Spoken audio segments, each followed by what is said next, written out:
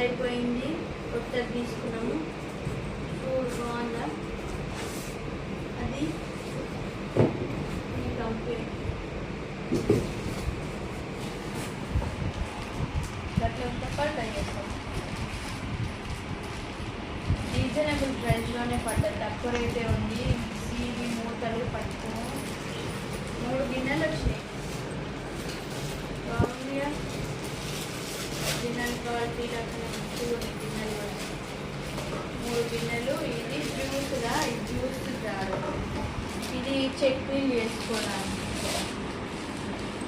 మూతలు ఇదిగో చిన్నది, పొడిలు, మసాలా పొడిలు, ధనియాల పొడిలు అట్లా చేసుకోవడానికి, పచ్చిమిర్చి రుబ్బుకోవచ్చు.